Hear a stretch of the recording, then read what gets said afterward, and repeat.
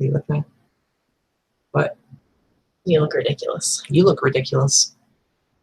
What's going on, guys? What's happening? Are you sick of us yet? No way, man. Here, I'm going to go ahead and pause this over here for you.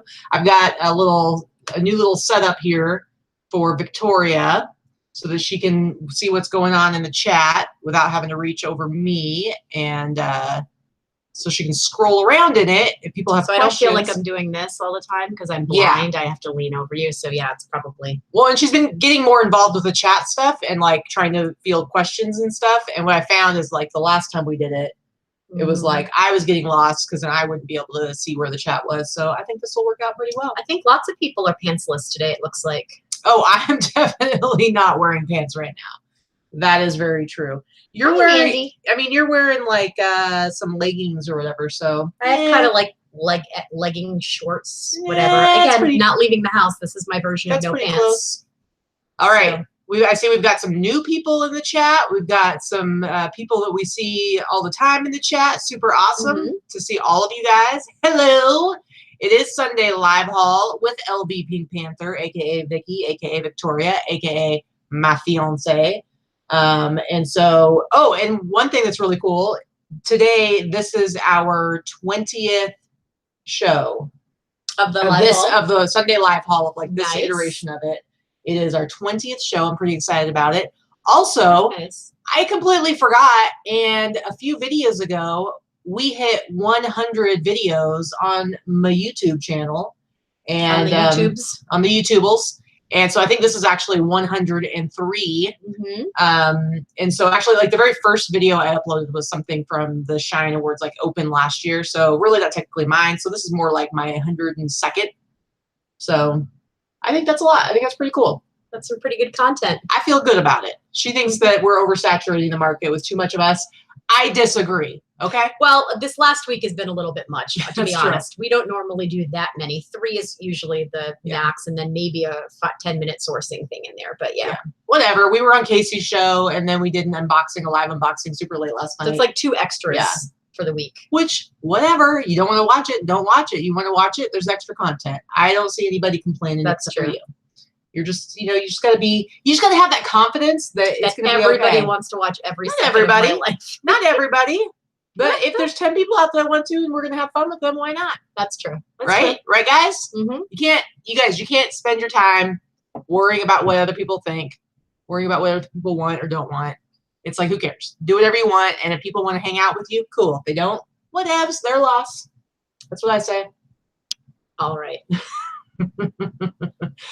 Sandra Ruffing says, more videos. See? Exactly. Exactly. And so, yeah, so I think we should be listening to them more often. So, all right. I've pretty much decided I'm going to go out tomorrow. I'm going to buy a whole bunch of camera equipment.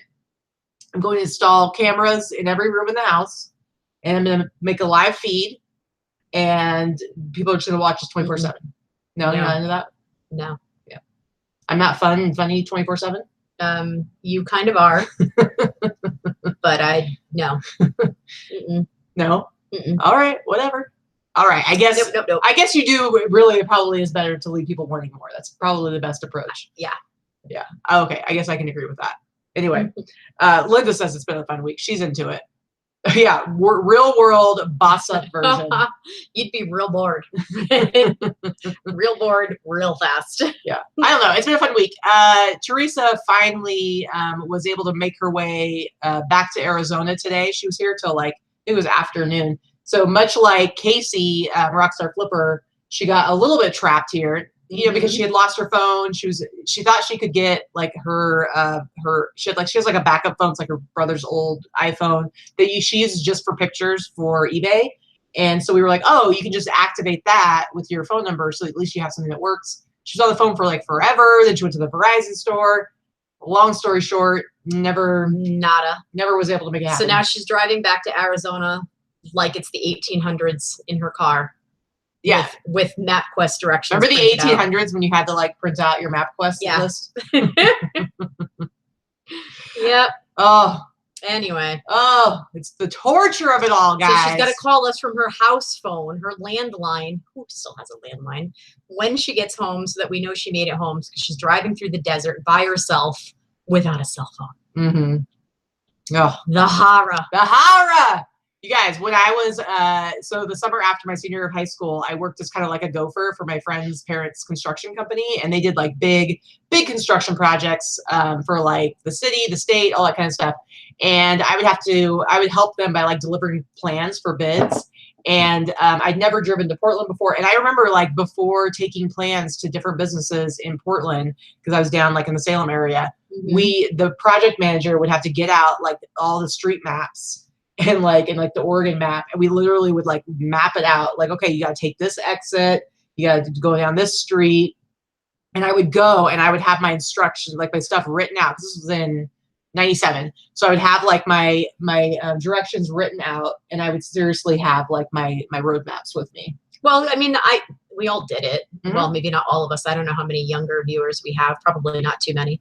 But you know, my daughter never had to drive without GPS or cell phone. Yeah. And she's 25. So I, could not get out of our neighborhood here without my GPS on my phone. And I've lived here for 5 years now. Pretty much. So yeah, I'd be pretty lost. I could get to some areas, but I think part of that is that we become so dependent on it that we almost don't learn how to get places. Like when we didn't have it, I always knew everything. I mean, the whole state of Rhode Island, I knew pretty much everywhere. People would be like, oh, this exit and then take a right. Okay.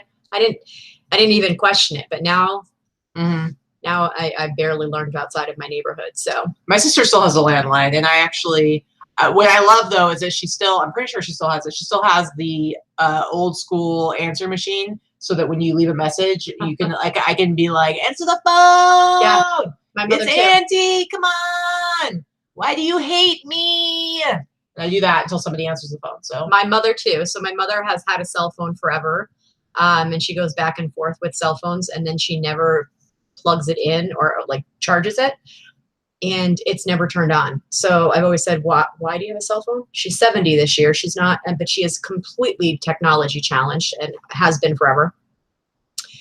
So yeah, without the landline, I could never reach my mother. My stepfather carries a cell phone, thank God, because my mother would be dead on the side of the road as far as I know. Like I can never get in touch with her if she's not in her house. Yeah, it's ridiculous.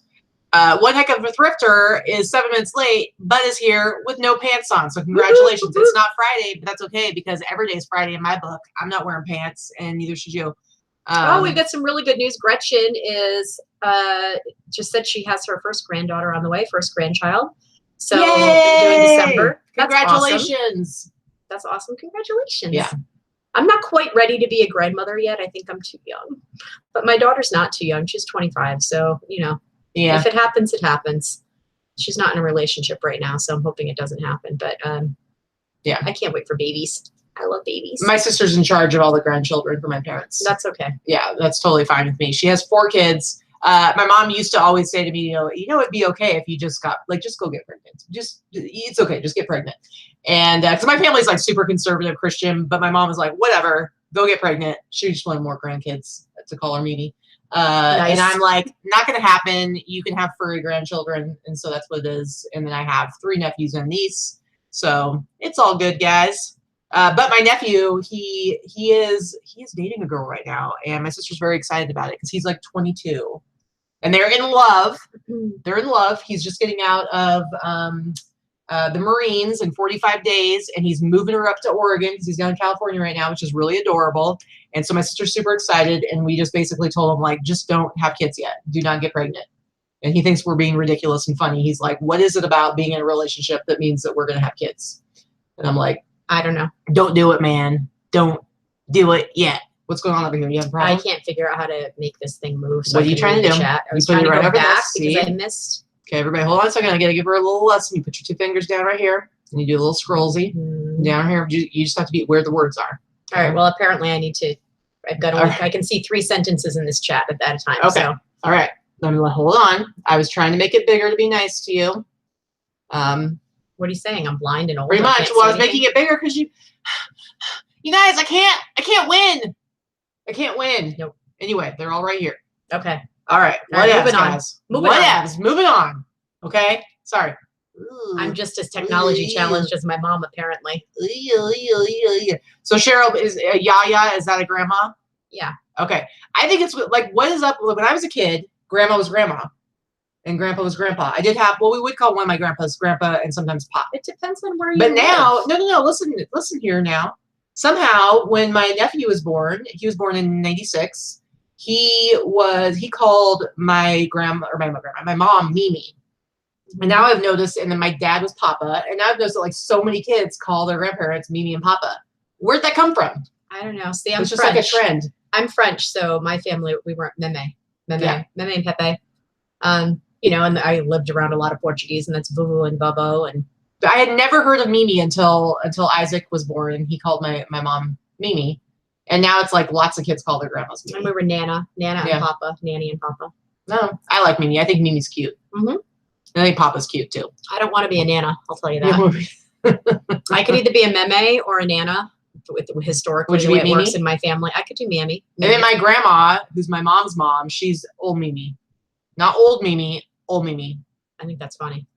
So they were old Mimi, great grandmothers. So great grandmothers is Gigi. Yeah. Sandra says her dad's parents were Mima and Pop or Pap. Yeah, and then my grandparents on my dad's side, they're Jewish, and so my grandpa's name was Moses Zilverberg, and so we called them Grandma and Grandpa Moe, and that's how we knew they were different from the other grandparents. I know, this is fascinating stuff, you guys. I know, seriously. Fascinating. It's not. Whatever, people like to share. My friend is called Graham Buffy. I kind of like Graham Buffy. I think that's awesome. Oh, Cheryl says Greek. Yaya's Greek. Ah, okay. Yaya works for, I have another friend that calls their grandmother Yaya. So. Yeah, I like Yaya. I think that's really cute. Mm-hmm. I like how everybody has like different names for their grandparents. I think it's pretty adorable. Mm-hmm. You know what I'm saying? All right. You know what I'm saying? Sure. You all right? Your energy seems a little low. You want to take a little nap? You want to get the pillow out again? I'm good. I slept like a rock last night. It's true. She did sleep like a rock last night. All right. So do we want to get into our solds? Yeah. Because I think we both have some like really good solds today. Let's go. Ooh, Bubba for Jewish grandma. There you go. All right. Counter offer. You can look at it later. Okay. I guess I'll look at it later. Let me go ahead and share my screen.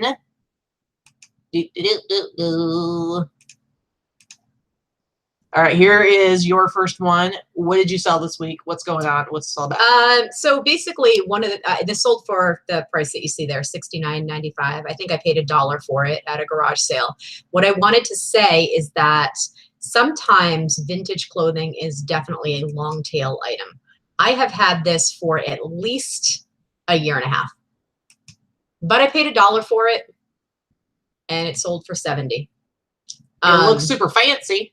Yeah, it's like a vintage caftan. It had these real big angel sleeves, they call that. It's just kind of crazy. It was heavy embroidery. It was probably some type of souvenir piece, but it was made sometime in the 60s. And it was just like crisp and clean. Someone probably bought it somewhere and then never wore it and tucked it in a drawer. And I picked it up at a garage sale.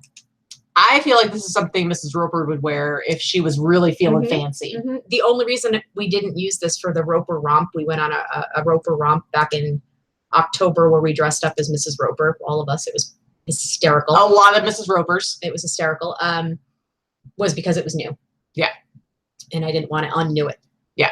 So this is like when Mrs. Roper wants to treat herself. She wants to be fancy. She wants to be fancy, have some wine by the fireplace. She's going to wear this. Fancy Mrs. Roper. Yeah. Yeah. Sandra says that captain is legit. Hey, Derek's here. Derek Yamamoto in the house. Big fish. What's happening? For our fishing friends, yes, it's that Derek Yamamoto. Which means that he is probably at work and sneaking in on the live chat.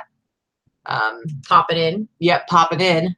All right, so let's go to my first one. So this is not a huge sale, but there's a reason I wanted to talk about this. This is it's a vintage T-shirt. It's from a race in Spokane. It was really cool. This actually was from like a year ago.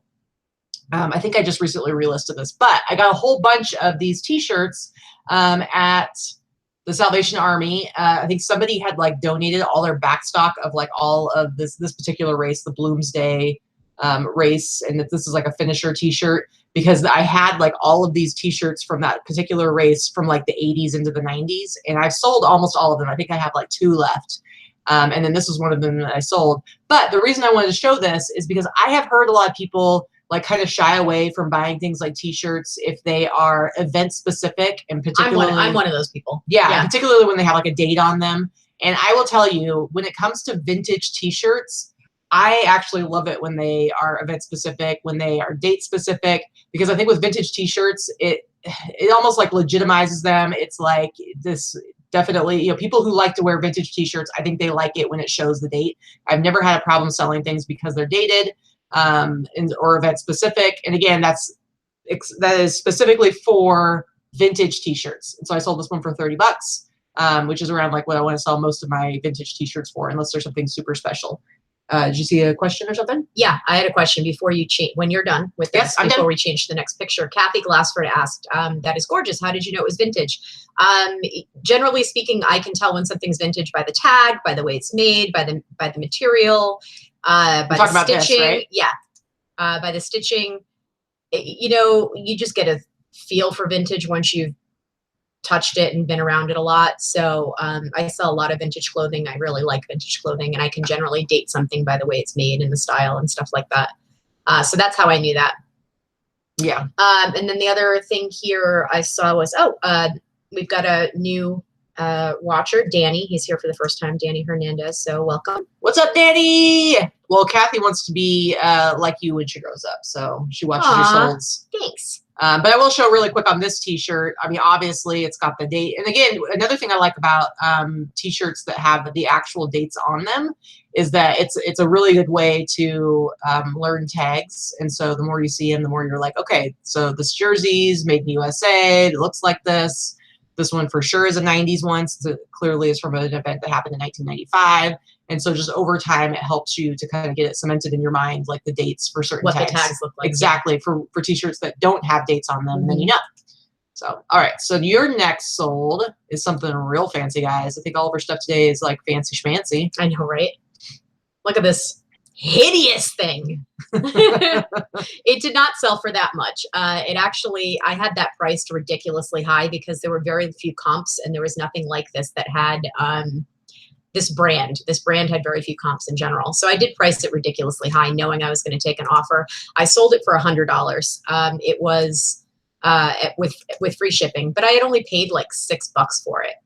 But look at that thing. It's hideous. It's kind of a little Michael Jackson-esque. It is. It had lots of zippers. It was new without stock, new without tags. It was like ridiculous, really ridiculous. But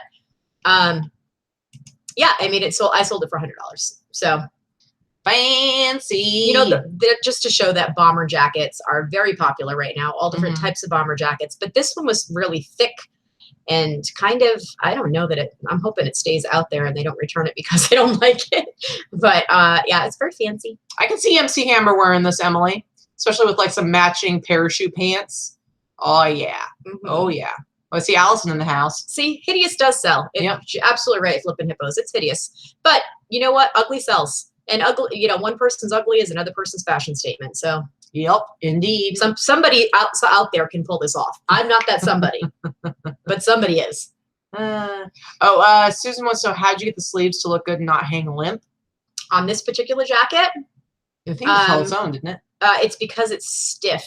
This jacket is super stiff, so I didn't really do anything to make that those stick out. It was a thick jacket, and the material is like this faux leather, so it was pretty stiff, and that's why it kind of. Nice. Oh, and I see another newbie, Aaron Klug. I'm assuming I'm pronouncing that correctly. Just found us today. Welcome, welcome, welcome. All right, so now my next sold is we're going to be talking a little bit more later about retail arbitrage, but these shoes, you know what, I can't remember exactly. Let me see if there's anything on the bottom. Yeah, so these shoes, I did not pay $50 for them, but you can see it says 50 right there. So I got these, I would assume, at Ross. They was right on the bottom with the prices. But what I do when I do retail arbitrage at Ross is I will wait a lot of times till they mark them down. And so this happens especially with these really big sizes, the size 17. So I believe I paid like $30 for these shoes. They're Jordans. Now the thing with Jordans is there are a lot of them out there and not all of them are worth a lot. And so that's where it comes in handy to be able to look up the number on the shoe. I don't know if you can see it here. It's a little bit blurry, but there's that 6-digit number followed by a 3-digit number, and I actually have that in my title right here. So that 6-digit number, I've talked about this before, but just for anybody who doesn't know, the 6-digit number is the type of shoe it is, like the model of it, and then this 3-digit number right here is the colorway. And so when you do a search with these numbers, you'll be able to identify exactly what shoe it is and what color it is, and it helps to find comps. So these shoes were marked down because they are a giant size. Some people shy away. Like, I don't think Teresa likes to buy the bigger sizes. I do. Yes, they can take a little longer to sell sometimes, but they're harder to find, so you can get top prices. Exactly, they're harder to find, so they might take a little bit longer to sell. And I found that I sell a lot of them overseas. These ones I did not, but I do sell a lot of them overseas. So yeah, 17. I think I've sold as big as a size 20. But I actually I actually took an offer for 115 for these. I was able to send them cubic priority to save some money on shipping, and I was pretty stoked to sell them. So nice. Let's go to you. So this is one of those brand names that I think most people are familiar with. If you're not, you should be. But Ferragamo is a very high-end luxury brand, but they're not quite as high in retaining value for resale. These just happen to be a vintage shoe. They're just kind of a classic, classic type of low heel. It's like a classic pump. It's something that women would wear to, to work with a conservative suit, whatever. Would you call them fancy? They're not fancy, actually. They're very conservative. So these I ended up picking up for $5. I don't think I would pay more than $10 for a shoe like that. They sold fairly quickly, even in the condition they're in. I'm sure if I had polished them up, I could have made them look even nicer. I know a lot of people spend a lot of time cleaning their shoes and all that kind of stuff. And good for you if you want to. I just take a very raw photo of what they look like. And, pretty much any shoe that you find, not every shoe, but almost every shoe that you find that is like made in Italy or made in Spain is going to be a quality shoe, regardless of the brand. Brands do sell though. So in any case, I paid about $5 for these. They did sell overseas. So they sold for $53 and they paid $26 shipping or so. And they sold pretty quickly. I don't think I had these listed very long, less like maybe a month. Yeah. Gretchen wants to know if we decided to do a tag/vintage class show anytime soon. Yeah, we want to do it soon. We do have it on the list. It's just going to take a while to prepare it and put it together. It takes a little bit more prep because we need to like pull a bunch of different things for examples and kind of figure out like how we want to present it, because it is such a broad subject. And there's so many different factors that go into identifying what's vintage, what's worth buying, selling. There aren't any like hard, fast rules. So it's kind of like the whole single stitch thing on t-shirts.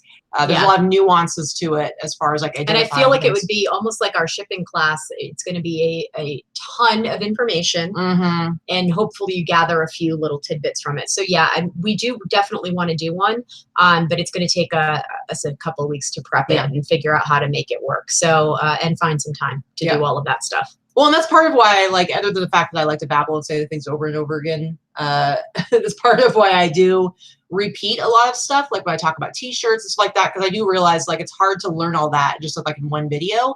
And so if you are a regular follower of ours, or watching our shows, then some of that stuff, like eventually as you hear it over and over, it's going to kind of sink in and hopefully help you. It will start to sink in. Yeah, that's exactly it. It's unfortunately, the thing about vintage is the way that you're going to learn it is through experience. And I know that sounds awful, but not everything can be taught. We can teach some, but not everything can be taught in vintage. Vintage partly is going to be just learning how things feel and how they're manufactured and what the seams look like and what styles look like. And a lot of that is just, you're going to have to teach yourself. Yeah, absolutely. Okay, so next one for me, this is one of my, probably my biggest sale of the week, or close to it. So I actually talked about this t-shirt. I posted this on Instagram too, but I talked about this t-shirt in a haul. We had gone to, if you guys remember, a garage sale. I believe it was this woman whose son had passed away, and she was selling all of his like streetwear clothing and stuff like this. All kinds of stuff, a lot of it costs. Vicky got a lot of shoes there. And I bought a bunch of t-shirts, and one of them was this Stussy shirt. And I had talked about how when you come across a shirt where it's kind of like a collaboration or some sort of specific, like working with a specific other company, which I guess that is what a collaboration is. And then this in particular is a memorial shirt.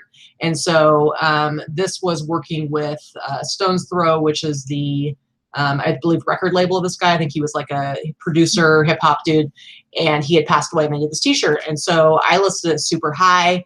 I think there were a couple others that were listed that were going for a lot, but they hadn't sold yet. And then there was like one that had sold. I can't remember exactly for how much, but I ended up selling this, you guys, for, I guess, well, full asking price on sale. It was 10% off.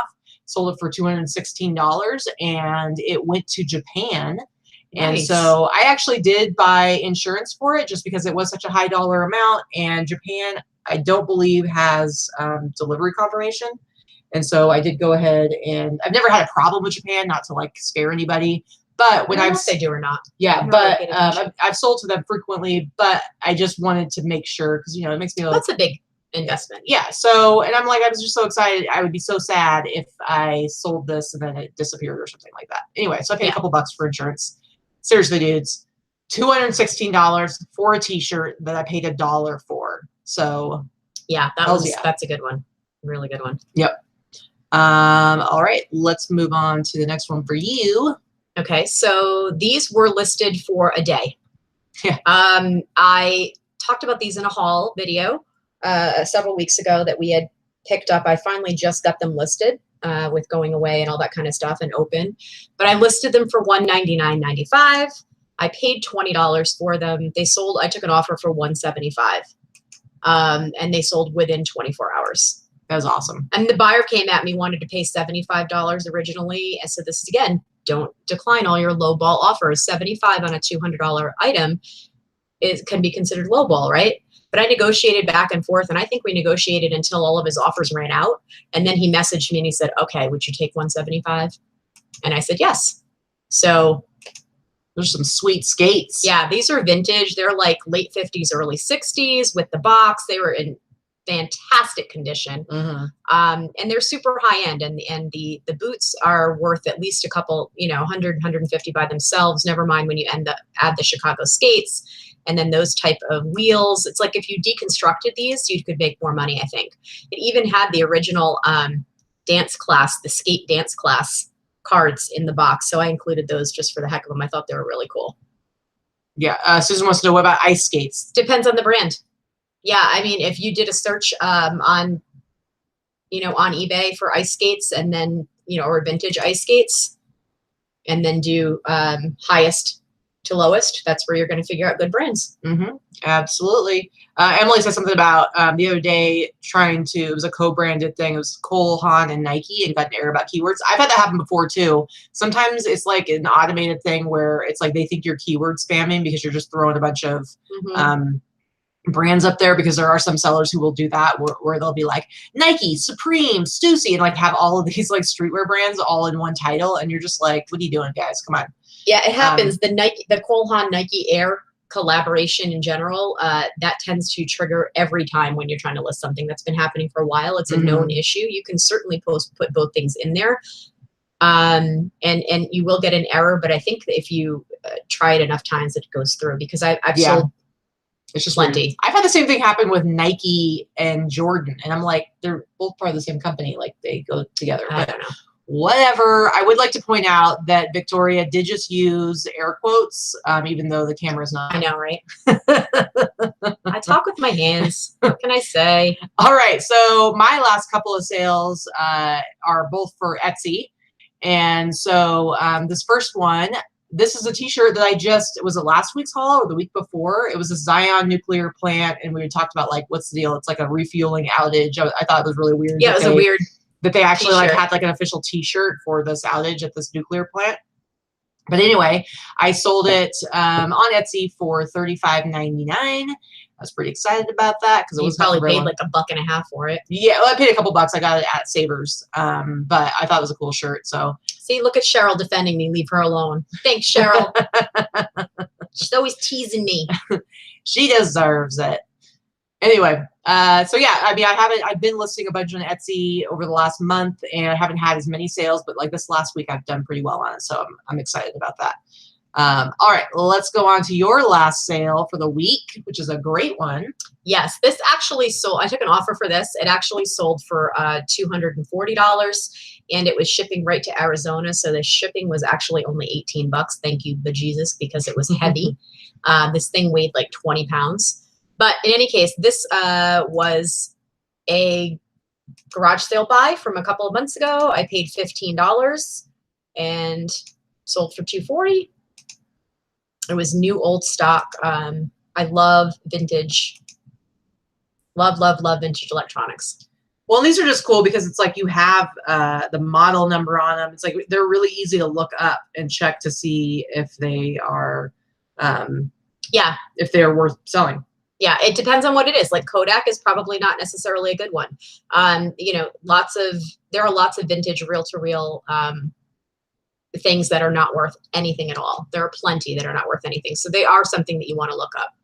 Yeah. Because it really does depend on the brand. It depends on the model. Some are worth something that look exactly the same, you know, as this, and it'd just be a different brand. And then there's another one that you can't sell for $10. So definitely the type of stuff you want to look up. Yeah.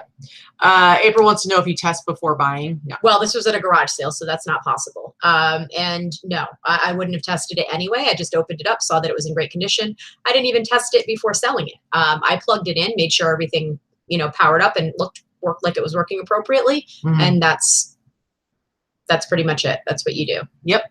Pretty cool. All right. So my last sale. Now this is an interesting one. And I think I mentioned it. I think I mentioned it on Casey's show. This one. Okay. So I've got this at a garage sale that we went to. So I paid $1 for it. This is a Harley Davidson 3D emblem t-shirt. And we were at the same sale. I mean, I could have beat her for this one. I still haven't found a 3D emblem shirt in the wild. Yeah. So I paid $1 for it. So this one's interesting because I have not been completely paid for it yet. So on Etsy, you actually can you can actually come to an agreement with a buyer to do payments, and so sort of like layaway kind of. And basically what happened is the buyer contacted me and said, hey, I love this shirt. I really want it, but I just can't pay that much all at once. Would you be willing to take 3 payments for it? And so I just like, you know, I'd never done that before. I didn't know if Etsy worked that way. And so I looked up all the stuff and sure enough, you can do that on Etsy. And basically what you have to do is you have to make sure that you have a payment option of other on your listings. And so somebody goes and they can buy your item instead of choosing like, you know, PayPal or credit card or whatever, they choose other. And so it shows up as sold. And then you have to make arrangements with the buyer to figure out like how you want them to pay. And so in this case, we agreed that they would pay me $90. And then on September 1st, they'll pay me another $90. And then on September 28th, they will pay me the last installment of $90 because it is an international sale. So I had to pay shipping as well. And so once I get the final $90 payment, I will go ahead and ship it to them. So I sent out an invoice. They paid me $90. And so I still have the t-shirt, still waiting for 2 more payments. But I will keep you guys posted and we'll see how it goes. It's kind of like new territory for me. Mm-hmm. But how awesome, if it all goes well, I will get $250 for this t-shirt. If they end up not paying me and I have to refund them, I still have the t-shirt. I can still sell it. So I think it's going to be really interesting. Yeah, I think it was. I mean, I think the buyer's not the only one that has made the risk. They've already sent you $90 and you're still hanging on to the item. So I think that's awesome. Yeah. But I mean, even if like, let's say they never paid me any more money and then they opened a case with PayPal because they didn't receive it. I mean, I'd go ahead and refund them. So it's still, they would have their money back. I would still have my t-shirt. So not a problem. Here goes Allison bragging again. I found 7 dead stock Harley Davidson 3D emblem shirts last year. Of course you did. I need to stop the screen share so I can do this. Of course you did. Are you serious? 7 dead stock Harley Davidson. How many have you sold? All of them? Ugh. And have you sold all of them? And how much did you sell them for? Because it really depends. Now the absolute best, if you go look up Harley Davidson 3D emblem and sort by highest, the hog ones are like they go for hogs. Like they literally go for thousands. Like there's some that have gone for like a few thousand. So somebody's asking 3D emblem. It's basically it's a little in. Do you have a picture you can pull up from your listing? I don't know. No, I can't. We did talk about that on a previous show, actually, when she showed the haul video for this particular shirt. We did go into detail about what the 3D emblem was. It's just the company that makes the shirts, I believe. And so you'll see that like they're the ones that design it and make them or whatever.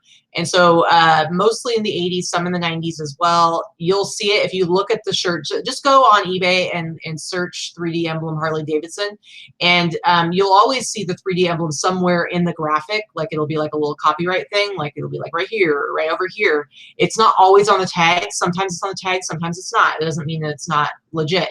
Right. So, and they usually have like, it'll say 3D emblem and it'll have the date. And those are just the most desirable Harley Davidson t-shirts that are out there. So. Right. And then let's see, there was another question about what Susan asked, what about vintage yearbooks? I actually sold a vintage yearbook for $40 last week. So they do sell well. It depends on how vintage. I mean, nobody wants your yearbook from the 80s, but if you've got them from the 20s, 30s, 40s, 50s, yeah, they can sell pretty well. Yeah. And what I tend to do is, depending on if it's a famous area or something, I'm always going to look through the photos and see if there's somebody famous in that yearbook, because that will definitely add value to it. If you recognize a name. Yeah. Yep. So. Cheryl is getting on my case about my wall not being decorated. Here's the thing. I need to go to Michael's and buy some of those vinyl record frames, but I need to get like one of the coupons. And I was having a hard, they have like those 40% off coupons that you can get. Google. Ah, you are and they come in the mail. You are very sassy. I looked in the mail, so if you could please set your sassiness aside and think of me in the future, because I have been. We get like the little coupon packs. I have looked. I haven't seen any. I Googled, and everything that I Googled, they were like, "Oh, here's a coupon," but you go to the website and it's like, "But you don't actually need the code because it's like a codeless coupon." It's like whatever. I need the 40% off coupon. Correct. So right. And the app has them too. So. Oh. Okay. But yeah, I've started to redecorate the other bedroom and make the second spare bedroom, the rock room. So I have the comforter on order. I had ordered a comforter and some curtains, and they didn't match because the comforter was supposed to be black, and it did not look black. It was like a weird, almost a brownish black. So they didn't match the curtains. So I still love the comforter, but now I've got to find different curtains. So anyway. Lori wanted to know if I can just buy them on eBay for multiples for less. No, actually the cheapest, from what I could tell, because I did look on eBay to see if I could just like order them, or like Amazon. And it was cheaper if I can get a coupon and get them on sale at Michael's. It's actually cheaper because they come in like a pack. I think I have a coupon in my office. Yeah, because I want to get like at least 6 of them, because then I can like switch them out from time to time with as I get different albums and stuff like that. So quick question from Jay Spain Green. Apologies, new to you guys. Do you have more than one store to sell clothes versus other items? People say don't have a wide variety in one store. I've never heard anybody say that, actually. I mean, here's the thing. So we don't sell together. We have completely different stores, completely different businesses. It's just we both happen to sell on eBay, and we're a couple, and so we run 2 businesses out of our home. Mine is, I made the decision to completely focus on men's clothing, and so that I actually do have sort of like a brand, and I think that works for what I sell, because I sell like a lot of like vintage streetwear and stuff like that. So I do have like a decent sized following and people who come looking specifically for the stuff that I sell. So it makes sense in that case. Overall, though, people just go to eBay to buy what they want to buy. They don't necessarily shop stores. Overall, like certainly somebody collects records. Like I like to collect records. If I find a specific seller who always has awesome records that I like, yeah, I'm going to follow them and I'm going to go check and make sure, see what they have in this week. But otherwise, I don't really think, like for you, it doesn't really matter. I mean, I have 2,500 items, and not a single one is a duplicate. So nobody's coming to my store to look for a vintage dress and they're going to buy another vintage dress. If they're lucky, they'll find one that they like that's in the same size that they wear. But because I'm not branding my items specifically, or branding my store specifically with a certain type of item, there's no need to have separate stores. I do have one separate store that actually is not active at the time right now, but I do have a separate store for adult items that I've sold in the past, because that I did keep separate from the rest of my stuff. Right. Yeah, I bought out a storage locker and I had a whole bunch of stuff, and I just wasn't going to be selling it with my fine china and vintage clothing. It's a completely different market, obviously. So.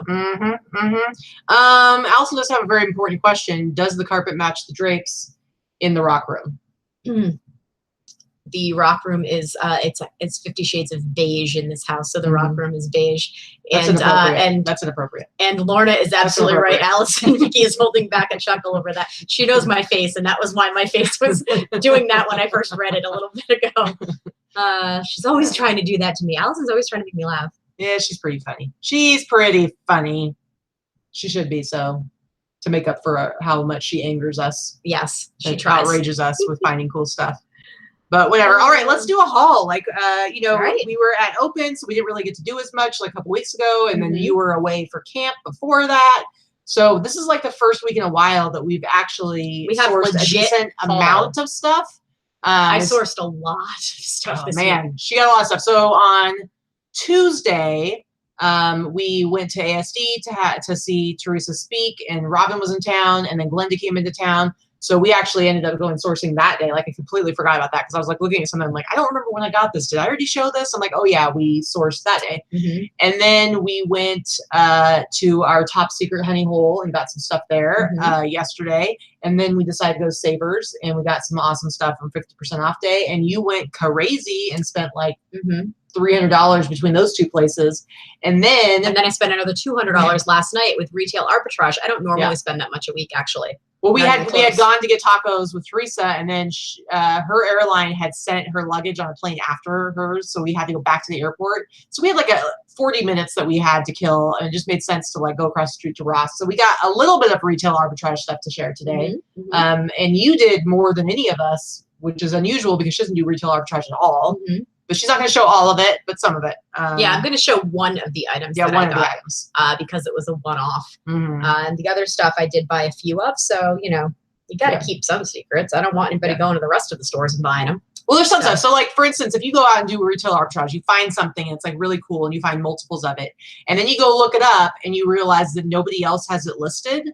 You don't really want to advertise that. It's like last year in the fall, I was at a Ross and they had like this table of all of these slippers. I'm sure you've been to Ross before and seen slippers, but for whatever reason, this particular Ross had like 16 pairs of Polo Ralph Lauren slippers. And I went to other Ross. I never found any others. When I listed them on eBay, nobody else had the exact same ones that I had. And so I had like 16 pairs of these slippers that I bought for, I think I paid like $23 for them, and I sold them all for like $60. So it wasn't a huge markup, but because I had so many pairs and I only had to make like, you know, basically duplicate listings, I made really good money on it. And the last thing I was going to do is come on YouTube and say, hey guys, look at these slippers, go out and find them. Right. You know, so whatever. Anyway, why don't you show us what we got? Yeah, Gretchen, Vicky doesn't do retail arbitrage. I just happen to be with them.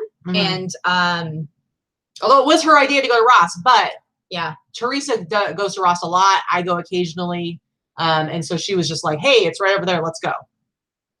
So, all right. Want me to start? Yeah, go ahead. Okay. So I can start with my first. So I picked up for the first time. I never find these in the wild, which I'm sure, you know, Allison finds them every other day for 50 cents. But anyway, I'm going to blame Allison for this mistake that I think this is Allison's fault that Vicky made, because Allison is always finding amazing work boots in Alaska. And Vicky was so excited to finally find a pair of these that she didn't do her due diligence. Okay. So they're a pair of vintage Red Wing work boots. With the steel toe. Even though they're beat up and ugly as crap, they normally would still sell for over $100. I paid $3. I was super excited. $3. Yep. And then I got home and you can see the daylight right all the way through. You can see my blank wall all the way through. So I'm actually still going to list them, believe it or not. I think I'm going to throw them in auction just to see what the heck happens and start them at $10 plus shipping, so I don't get completely rocked. Because the way that Red Wing works is that you can send in your product to be fixed at any time. They have a lifetime warranty on their shoes. So they'll fix them. They charge you, but they'll fix them. So for you know, for $125, they're going to make those shoes look brand new. They're going to put a whole new sole in. They put new laces in. They condition the leather, fix anything that needs to be stitched. And then they're like a $300 shoe. So I think someone might want to invest that. It's not me. I don't care enough to take $3 and then spend another 125 to make $100 profit. It's just too much effort. But I think I'm going to list them and put that in there.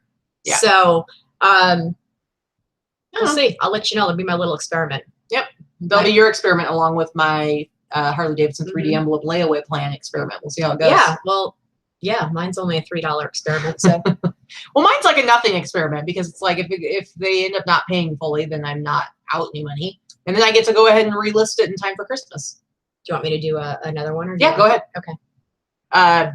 Big Drift Thrift says a $3 mistake. Say it ain't so. Yeah, because for her, that's like triple what she normally pays for anything. I know, right? I swear, everything's like 20. That'd be her 20 cents, her monthly budget. 50 cents, or she's really feeling like she wants to throw some money down. $1.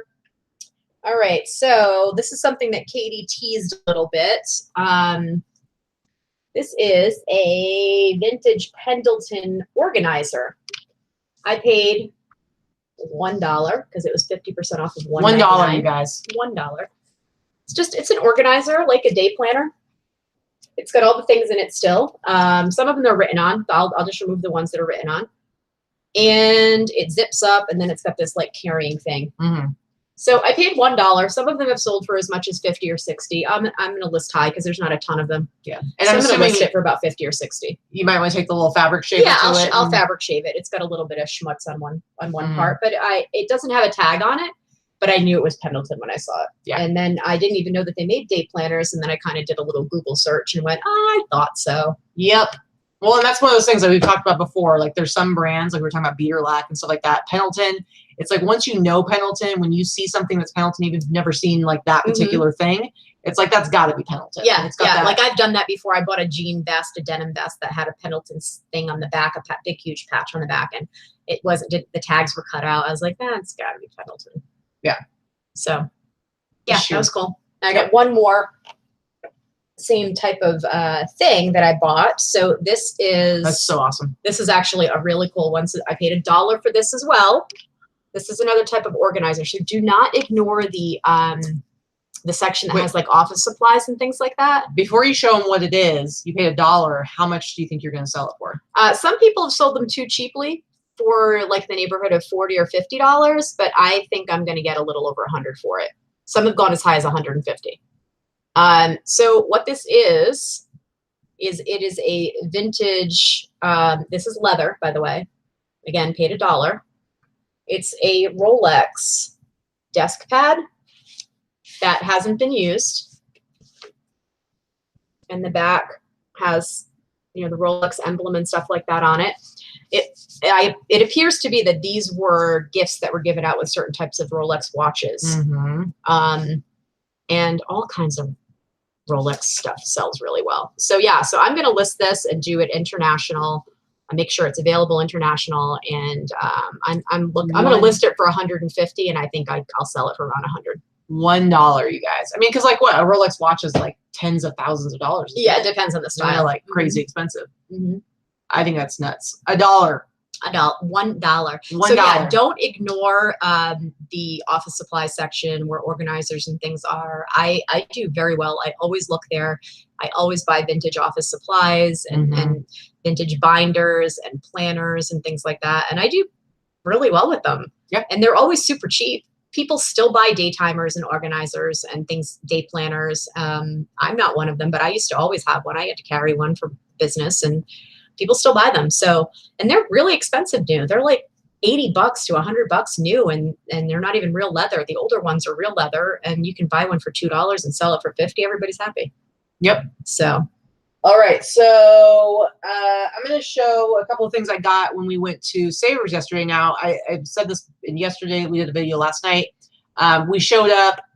The parking lot was packed, and we realized it was like a special 50% off day. Because we never go on Saturday, so it was just a random, let's go. But like we've gone on the other 50% off days. This one in particular, I've never seen it that busy. The line to check out was around the store. It was just nuts, right? So we get there, and I'm like, like, am I really gonna find anything any good? I got in there, and I always head straight to the jackets. It's the first place I always look. And immediately I found 2 jackets. I mean, they're size small, which I'm a little bummed about, but whatever. They're still gonna sell. It's just bigger sizes generally sell a little faster. But let's see, the first one that I found. Actually, I found 2 jackets and a vest. So I'm going to show all 3 of them here. The first thing I found was this track jacket. It's Umbro. Now, this isn't vintage. I love finding vintage, like made in the U.S. Umbro stuff. But this brand is, they do a lot of soccer wear, a lot of like soccer jerseys, soccer shorts, and soccer jackets. And it just sells really well. It's really popular in the soccer community and people who are in soccer. I love that it's red, but it has like, if you look close, you can see this checkered pattern on the front. I think it's really cool.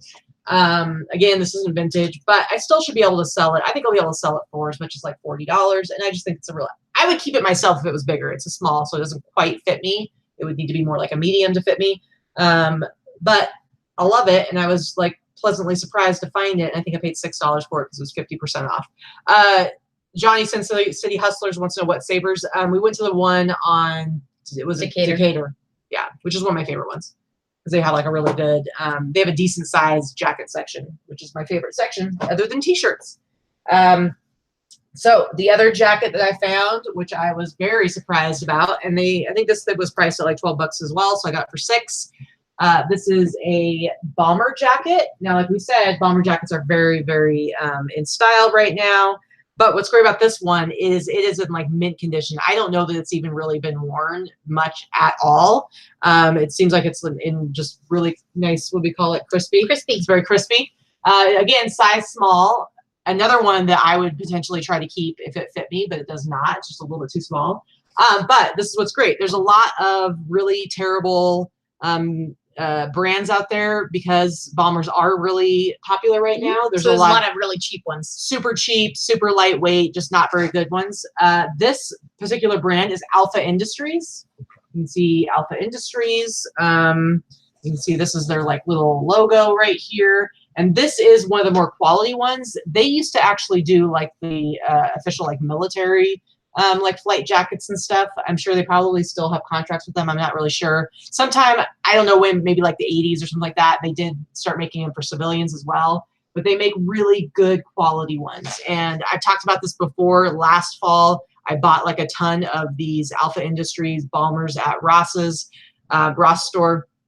A bunch of bombers, a bunch of parkas, like kind of this mustard yellow. And I sold all of them, bought them for like $30 to $40, sold all of them for like around $130, $140. You sold some as much as like $180. Yeah, so they're just like really nice quality jackets. This one's not as heavy duty as those. It's just a basic black one. But seriously, guys, to find this at Savers on 50% off day, I guarantee you this was just put out that day because there's no way it would have lasted even at the price it was, which was like $12.99. But it's a sweet jacket. Love it. So you paid $12.99 or you paid 50% off? 50% off of that. So it was what I'm saying is that even if it had been full price, I would have paid $12.99 for it. So I got it for $6.50. Yeah.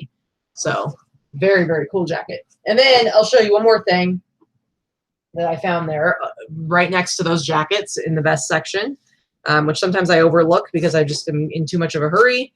But I took my time. Yep, I love the vests. And I found this vest. And like I've said before, guys, this is that same West Coast art, Northwest Coast art. It's kind of like First Nations, Canadian, tribal art. And so this is embroidered. I would say it's probably, I have to look it up, but I'm assuming this is a salmon, Chinook salmon. That's kind of like the little thing. It's Haida art. Haida is the tribe, I believe, Haida, which is one of the more common ones. But this is made in Canada. Not vintage at all. But it's nice quality vest. It's fleece lined, and again, anything that has this kind of artwork on it and it is embroidered like this, a little bit higher value, people love it. I should be able to sell it for anywhere from $40 to $60. So I was stoked to find that, and I think I paid like $5 for it. So nice, good to go. Yeah, actually, what was it? Dana had found a T-shirt. She was like, "Is this the kind of like that art you were talking about, the native art?" But it actually was more like Southwestern native art, sort of like Aztec kind of thing. And I was like, "No, but I still think you can sell that for at least like $30." And she listed it yesterday and woke up today and it was already sold. So I'm telling you, all of that like Native American. It was like a Kachina doll type of thing. Yeah, it was really cool. All right, go ahead. So I guess I'll talk about a couple of shoes that I've picked up. So yesterday at Savers, I picked up 4 pairs by this brand, and they were all between $4 and $5 a piece. And this is the brand. It's Joseph Siebel. It's a European comfort shoe. That's the brand right there. What's a European comfort shoe? I don't know. They're just made in Europe, and it's a walker. It's a comfortable shoe. They're all really nice leather, and you know, it's just like the comfortable kind of cushiony type of shoe. So it must have been all from the same person's donation because they're all the same size. They're all a little big. I think they're like a size 10 in women's, which is good. They're made in Hungary, and they're kind of just very basic shoes. But again, I paid about between $4 and $5 for each pair, and I'm going to sell them for about 40 to 50 a piece. So it's just another brand to keep an eye out for. Again, whenever you find something in,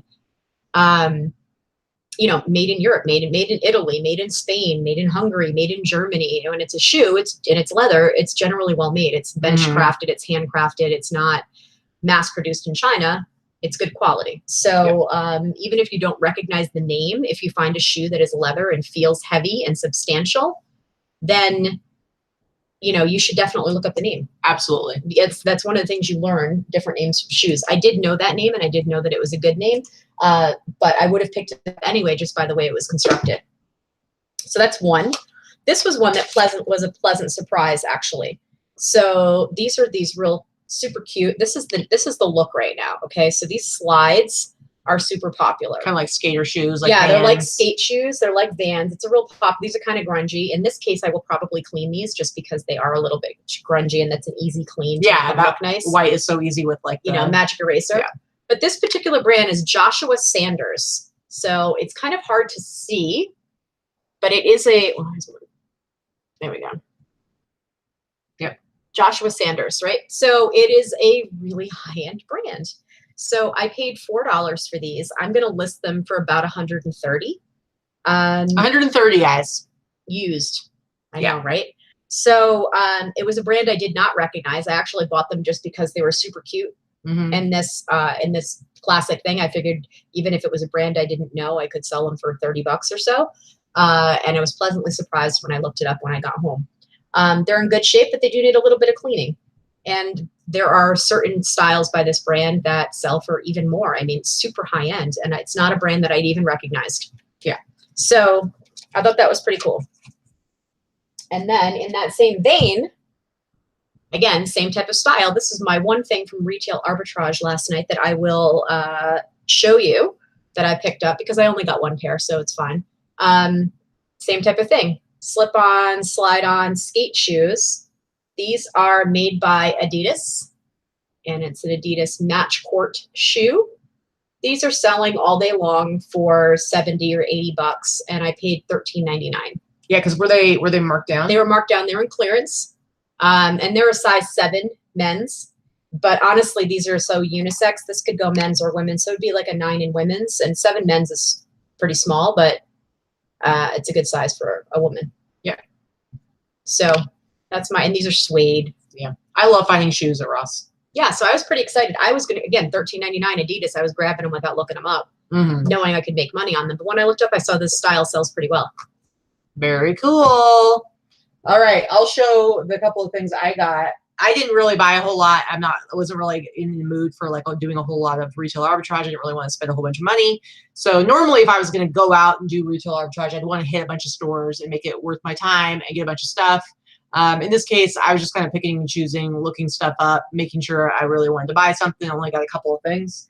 And so talking about shoes, Ross does sell a lot of cleats. A lot of the cleats that they sell, they'll do like football and baseball, and then these ones are track. A lot of times they're usually priced really, really low, like only like, 18 bucks, something around there. I think these ones were 18.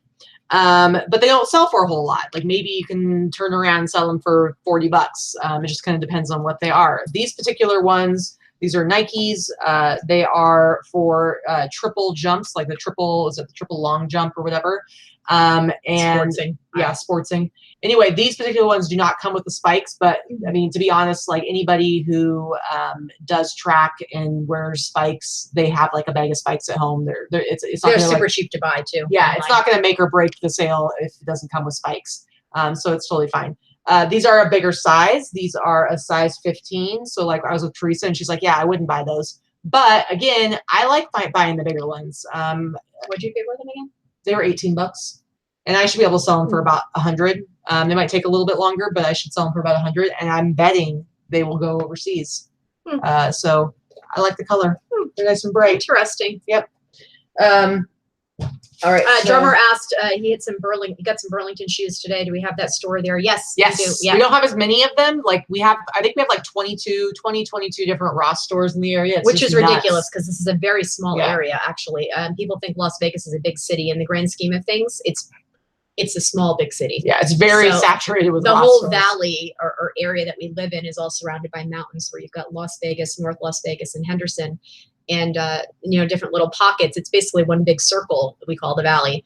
And it's oversaturated with Ross markets, I think. Which is awesome because if you're buying stuff to sell, that's great. It's great because you can spend a couple of days just trying to hit all of the stores. Burlington, I think we have 5. And so I like going to Burlington for their shoes because they do have a really good, their regular price shoes, much like Ross, are a little bit high priced, but Burlington and Ross are really good about marking stuff down to move it out. Yeah. So they have like a whole, they'll have rows and rows and rows of shoes, and then they'll have a whole wall that's all their stuff that's marked down. And I love going there to buy like their marked down shoes. And they also have really good jackets, whereas Ross, I did find those Alpha Industry jackets there, but overall, most of the jackets are like the really cheap, not very good stuff. Burlington usually has a whole bunch of like jackets and like a lot of stuff that's like higher end stuff, and their clearance is great. So I love going there. Yeah, we don't have the best Salvation Army stores here. Sin City Hustlers, I don't like Salvation Army. I like it in other states. I'm not crazy about the ones that we have here. I think everything's run a little bit differently. And I think the ones we have here, it's very hit or miss. And I rarely find. And they mix everything together. So I have very specific things I like to look for. Like, depending on how much time I have, I always go to jackets first. Then I look at sweatshirts. Then I look at t-shirts. And the problem with Salvation Army is that they mix all of the long sleeve shirts together. So if I want to look at sweatshirts, I got to look through every button down, every long sleeve price everything t-shirt, so every high sweater. Here that the racks are just stuffed. So you can't even like move anything. It's annoying. So I will go, I'll try to go like once a month or so. There's one that's really close to us. I will try to go like once a month if I can. Just because I do end up finding something, cooler every time I go. It just drives me crazy because I'm forced to look through all the shirts that I don't normally look through if I don't have time. So it's just. We are over an hour already, and we're probly only halfway through the haul part. So we're probably going to go another 15, 20 minutes. Are you guys gonna cry about it? Are we gonna leave you? Are the 104 people that are watching, are you gonna cry about it? Are we gonna lose you? Is there gonna be a large attrition rate? In the words of Alice in a Big Drift Thrift, are you a bunch of crybaby pee-pee pants? Or do you want to hang out with us and see what else we got? And thank you for that, Allison, by the way, because she now uses that expression frequently when she's talking to me. So yeah, thanks. What does that say about you? Hold on, I got one more thing. Apparently I whine a lot. I don't know. I got one more thing I'm going to show for my retail arbitrage. Okay. So jackets at Ross usually are but I did, well, here's what happened. Not to tell another long story, but you want me to get your pillow so you can hang out? I could probably, let me take a nap. So I found these shorts. Actually, I'll show you because they're really cute. I've been wanting some jean shorts. I found these jean shorts. I wanted to see if they actually fit me because they're actually a size bigger than what I would normally wear. So I needed to try them on, and they actually fit me perfectly. But so I went back to the fitting room, and on this rack, there was a jersey. It was a Steelers jersey. And I'm like, what's that? I want to see it. The lady let me look at it. But then all of a sudden she's like, oh, it's on hold. And I'm like, what? What does that mean? How long is it on hold for? And she's like, well, for today. And so we were there at like 8:30. And so basically they closed at 11. And I'm like, some guy put this jersey on hold. He's never going to come back and pick it up. And I can't buy it when I want to buy it because it was a jersey I could have sold for over 100. It was priced at 40. I would have bought it. Anyway, I was like, well, where would I find the jerseys if there were some more? And so she's like, go look in activewear. Went and looked in activewear, found a jacket. No jerseys. No jerseys, but I did find a jacket. So. Crinkle, crinkle, crinkle. Therese Cook says always check the go back racks. But it wasn't the go back racks. It was the hold rack. So it was just there to mock me and show me things I couldn't buy. Because I always see people talk about like Glenn from Hustler Hacks. He always finds like he'll be like, oh, here's 20 jerseys I just found at this Burlington. And I swear I never find jerseys that are any good at those places. So I'm just a little bitter, guys. Little bit. But I did find this sweet Adidas pullover windbreaker jacket. This is Adidas Originals too. And it is Adidas equipment, which I'll show you here, right here. So Adidas equipment, this was like a line that was from the 90s. And so if you ever see like Adidas equipment, like sweatshirts, stuff like that, they're really popular. They're from the 90s, but they've brought a lot of them back, like that brand back. And so this is actually called Equipment Vintage Windbreaker. And the retail price on it is $110. You can see right there. Sorry, it's 110. I paid $30 for it. It might not sell immediately, but I think I can price it for 100. I can sell it for 100, particularly as we come into the fourth quarter. So I liked it. I like finding Adidas stuff new with tags that I can sell, have in my store. I just think it elevates my store to have some really cool, like new with tags type stuff. So I don't mind. Are you trying to be all hoity-toity? Yeah, I'm trying to be all hoity-toity. No, it's just all about, like, you know, talking about having only one kind of item in your store. For me, because I am all about streetwear stuff and vintage streetwear as well as new stuff, it matters if people can depend on coming to my store and seeing quality items. Yeah. So even if you don't buy this jacket, you see that I carry this jacket, if that makes sense at all. I get it. So, all right, next. What do you got? Next. So I'm kind of doing like categories today, I guess. So I'm doing, I picked up some handbags this week. I'm loving handbags. I always sell at least a handful a week, you know, all different price ranges and different brands. So this was from our little honey hole. This is an Isabella Fiore bag, and it's a really nice, heavy leather handbag with the studs details and the super heavy brass, you know, gold tone rings on them. So this happens to be a brand that's kind of all over the place depending on what the bag is. But this particular type of bag, I'm going to sell. I paid $3. I'm going to sell it for over $100. So again, this is the tag. It's Isabella Fiore. Fancy. Yeah. So it's really pretty. I paid $3 for it. It's in excellent condition. It was in our little honey hole. So I'm happy with that one. And then the next bag I picked up, this was at Savers, 50% off. It is a Fossil bag, but what really sells well when with Fossil bags are the heavy, full, thick leather bags. They sell well. They're great quality. Fossil has really cheapened the line over the years, so they've got a wide range of quality and construction on their stuff.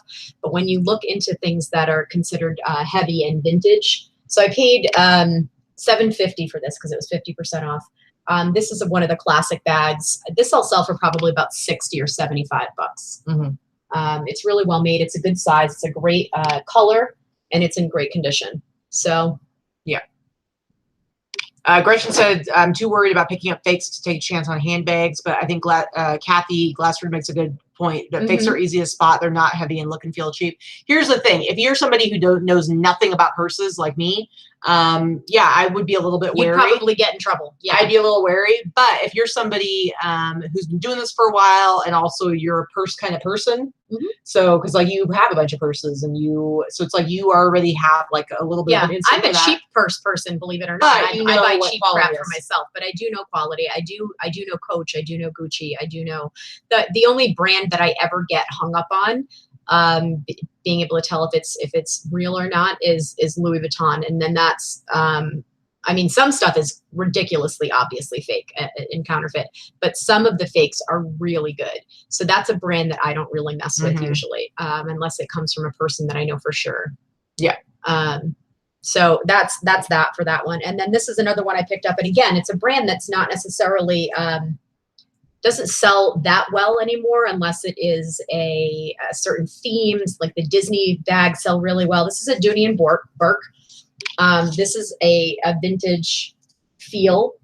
It's the really thick, heavy, well-made, good quality leather. And I did pay up a little bit for this one. I paid $20 for this one, but I think I can get about $75 for it. Nice. It's got some wear, but it actually, this type of bag, the wear only makes it look like it's more broken in. So this particular one, again, like $75 or so. Yeah. So there was a little more talk about Salvation Army. So I did want to say, I've said this before, if you are in like Oregon, the Salvation Armies there are awesome. They were like my favorite other, like that's the thing. It's like here, I don't really like Goodwill. I don't really like Salvation Army. In Oregon, I love the Goodwills in the Salem area, and I love Salvation Army, especially the one in Salem, but the ones in Portland, they're all run by the same people. They are super well organized. They move the product through really quickly. The way that they do their sales are great. They will negotiate with you if you're going to buy a bunch of stuff and some of the prices are a little high. They also get a lot of donations from like Adidas and Nike and the Trailblazers, the Portland Trailblazers. So like I've gotten tons and tons of shoes from like new shoes from Salvation Army. So it is like night and day, the difference between the Salvation Armies in Oregon and the ones here. So if you live in Oregon or you are passing through Oregon, definitely check out the Salvation Armies there because you will find good stuff. Yeah, Teresa's in there. So yeah, you should go check out some salvos. Yeah, absolutely. I don't think they're great here. Like I said, occasionally I'll stop in and check it out, and I usually end up buying a couple of things, but it's really hit or miss. And I like the Goodwills here, but I do like a lot of people, I think the Goodwills are fairly high priced here. They tend to put that red tag on just about everything. So what I do is I really like the Goodwills on 50% off day. Yeah. So I forgot to bring over the rest of my haul stuff. I got no pants on, guys. Don't look at my no pants. As you can see, my no pants are just red shorts. So yep. Oh, the horror. The horror. Anyway, yeah, Renee says our Savers is awful, but yeah, that's the thing. It's like in Oregon, Savers is regional, I think. Is Value Village. Yeah. And they're just as awesome in Oregon as they are here. So I don't mind. All right. So you've got that stuff. I'm going to grab my last stack of things while you have that. Let's see what I got. Let's see what I got, guys. All right, so this, I don't remember when I got this. I think I got it on Tuesday.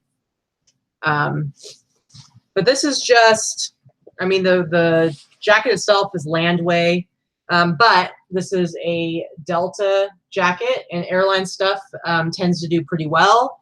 It's nice embroidered. So this is some sort of, this is definitely like a uniform type, a staff jacket, you know, crew jacket or something. And it's just a zip up kind of soft shell basic jacket.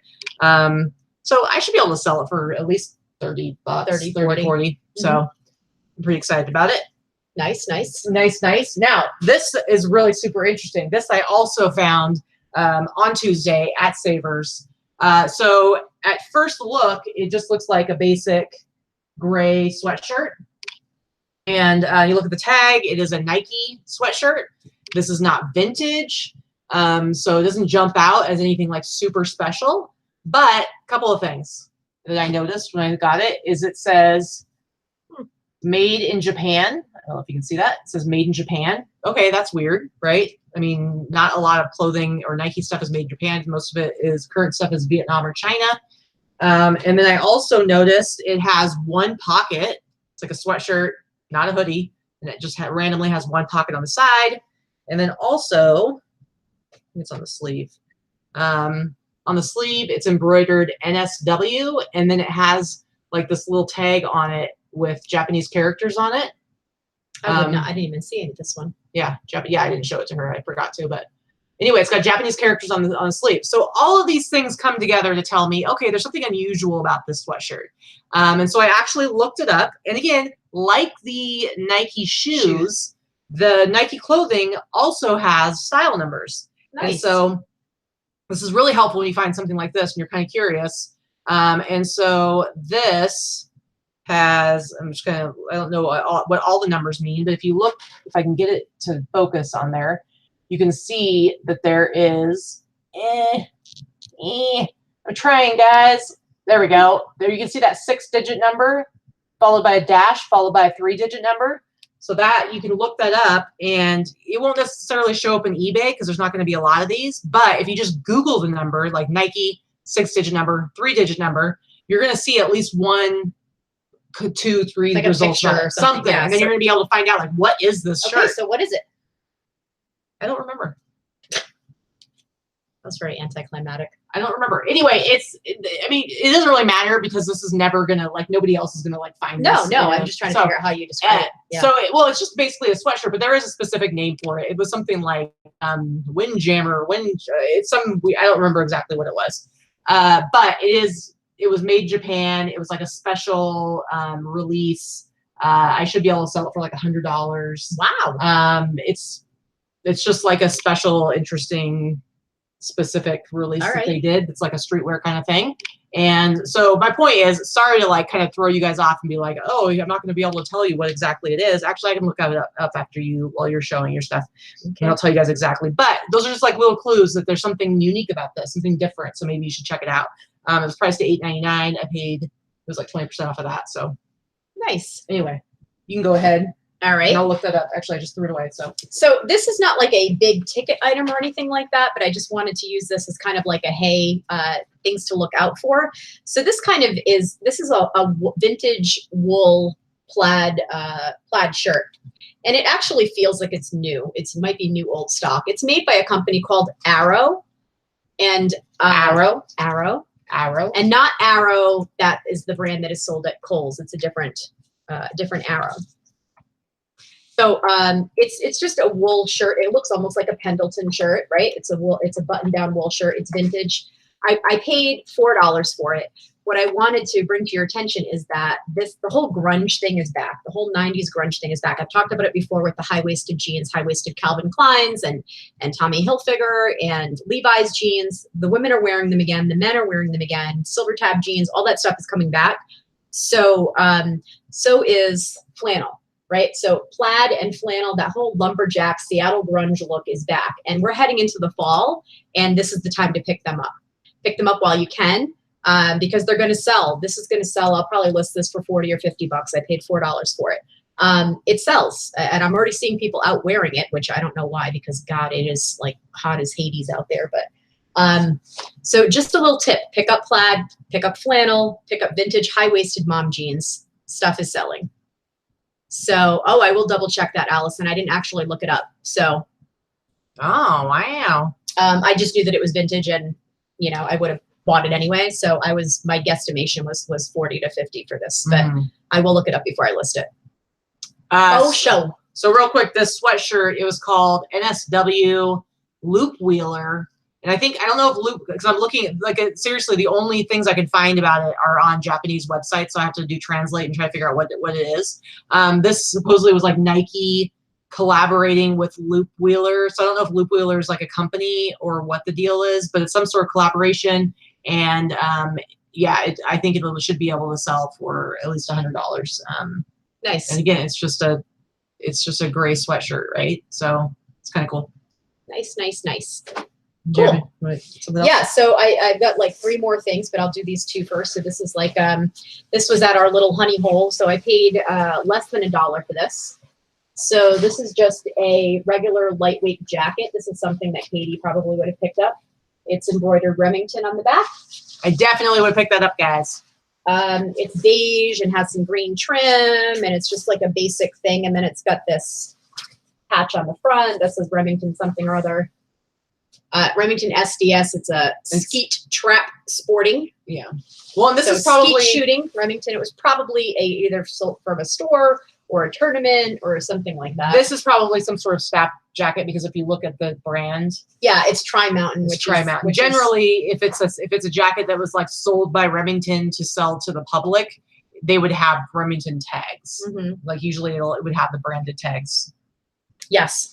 And so I paid less than $1 for that. I'm probably going to sell it for, $30 or $40. It's super lightweight. It's actually under a pound. So this was actually behind the counter. We were chatting up the lady at the place where we went yesterday, our little honey hole area. And she had a bunch of stuff that had just come in that wasn't out yet. And I kind of caught this out of the corner of my eye. And I was like, so what else do you have back there? Did you go through everything yet? Because I'll go through it for you. And this was what was back there. I paid less than $1 for this. No. You paid $0 for that. That's true. Because she had already given her a total, and then Vicky went and looked over there and pulled this out, and she was like, I'll just throw it in. So technically she paid nothing for it. Yeah, technically I paid nothing for it. It is a vintage ski jacket, and it's in a color block. It's like this mint green and purple, and it's a French brand. It's a made in France. The brand is Anoralp. I don't know. ANORALP as in Paul. And it seems to sell pretty well. So I'm going to list this for over $100 and sit on it for the next couple of months. Nice. Allison says that she has a YouTube channel and it's called Katie Silverberg for now, because these two give me lots of attention. Here's the thing, Allison, if all you sold was like women's clothing, you probably wouldn't get as much attention, but because you sell something for me. Well, yeah, no, exactly. But because of the type of stuff that you source and you sell gets both of us like really excited. It means that we talk about you a lot because we both are like, nah. But if it was like every day you were finding like really amazing dresses, like I'd probably be like, that's cool, and she'd be excited. But you know, pretty much. All right. Do you have anything else? Because I only have one more thing. Let me see if I have anything that's worth actually showing. Oh, well, like this. Okay, yeah, I got a couple here. I'll show a couple of these here. Well, I do have a t-shirt I thrifted for myself yesterday. Check it out, guys. Ugh. This is like from some hackathon. I don't even know what it is, but it's got a hackathon. You are not nerdy enough. I am not. You know, like hackers, like people who hack into computers and stuff like that. Oh yeah. Hackathons where you basically it's where you get a real good saturation of nerds in one place. Yeah, they've actually had and they hack it up together. They usually have it during Magic, which is like next week, I think. Here, it's a convention. Magic is like ASD; it's a sales convention, product convention. But they had a hacker convention here last year at the same time, or it was at the same time as Open last year. Yeah. So this is like the cutest little chubby cat in his little astronaut spacesuit. I love it. I think it's adorable. It's a medium. It'll fit me perfectly, so I'm pretty stoked about that. So this I actually got from our honey hole. I don't really know what the deal. I mean, I'm assuming it's just a crew shirt, but this is a Metallica shirt. Justice for All album. Yeah, so this is from the Justice. So I'm assuming it's like from it's from like their tour or something like that. Local crew. It is vintage. It is made in the U.S. Well, yeah, it's probably like late 90s, because when did that album come out? 90s. Yeah, so 90s, because it says fabric made in the U.S. but assembled in Mexico. So nothing on the back. So I don't really know what I'm going to price it at. I don't know if I'll be able to find comps or not, but just an interesting shirt. There are a lot of, you tend to find more. Vintage Metallica sells real well. And I actually know the guy that does the lighting for Metallica and has for a long time. And he lives here in town. That could have come from his house. Well, but like LA and Vegas area, you are going to end up finding a lot more stuff like crew clothing and stuff like that. So yeah, I'll definitely be pricing it high, but it's just interesting because it's not your typical tour shirt. It's it's a crew shirt, which makes it priceless. So I will definitely price that high and see how it goes. So this shirt is not a vintage t-shirt, but I thought it was really interesting, and I think I should be able to sell it well. I think this is, I don't know if anybody else knows, I think this is from Thailand. I think those characters are, I don't know if the language is called Thai or what. That's how terrible I am. But it's a really cool t-shirt. It's really nice quality, and it's got like sort of mixed media on it. There's like it's really thick.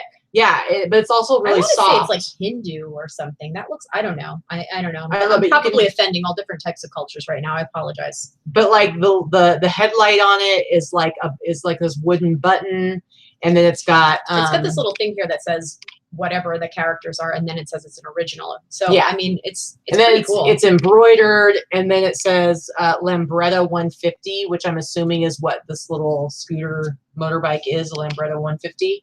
And then on the back, it's got like the little chart, and it's in English and in whatever that language is. And it's got like spring seat, handle, no horn, light, tire, petrol.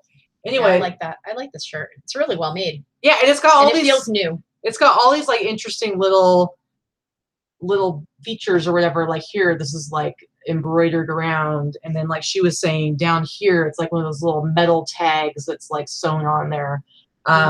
So whatever, there's gonna be somebody who's gonna be like really into these little scooters and want a cool shirt like this. Oh, Thrift Raider says, holy crap, I just learned about the Lambretta today. Well, do tell. What's the deal with the Lambretta? What did you learn? I'm hoping we didn't learn anything yet. Yeah, I'm hoping I haven't looked anything up for this. I'm hoping that there are some rabid Lambretta fans out there. This is more, well, I got a 50% off day. It's $7.49. So I got 50% off of that. So I paid $3.75 for it. But I don't know. I'm thinking I can sell it for a decent amount. Do I have anything else? Yeah. I got this 90s Nike t-shirt that doesn't look like it's ever been worn. Nice size. I kind of like the little Argyle look to it. But yeah, I got some other t-shirts, but that's pretty much it. Do you have anything else? I've got one more thing. It's an Italian scooter. Jane Mansfield used to market them back in the day. Oh, nice. And Drummer restored a Lammy. So I'm assuming there's probably like a fan base for it. So I'm hoping that there's gonna be somebody who's gonna be like, oh my God, I've never seen that shirt before. I love it and I want it. So okay, so I know I show a lot of blankets and bedding and things like that, but to be fair, I sell a lot. So you know, don't ignore the bedding section in the stores. So especially children's bedding, vintage children's character bedding. This one is real cool. This is a 1989 Dragon Ball Z comforter. It's actually a duvet cover, so it has the opening for a comforter. It could be used by itself as a blanket, but it's a Dragon Ball Z. It's copywritten. It's got all the stuff on it. It's thin. So it's copywritten with 1989, and I paid $4 for it. I haven't found anything exactly like it yet. I'm going to price it over 100. Yeah, definitely over 100. There's not a lot of Dragon Ball Z vintage stuff. There's not a lot of Dragon Ball Z bedding that was not made in like the last 5 years. So yeah, I think you'll do really well with it. I say a lot with your finds. No, I'm laughing at Allison. I restored a Sammy sandwich. Nice. I'm about to go make a Sammy. You make me giggle. Yeah. Oh, Rally Roots would want that bedding. I know he does like. That's why you need to make sure that you Instagram a picture of that and maybe tag him. I think I'm gonna have to. I think I'm gonna have to tag him into it, make it into a tank top. He just might. I wish I could sew. I would totally do that just to tease him. Yeah, so I will have to tag him in that once I get it listed, or maybe take a photo of it.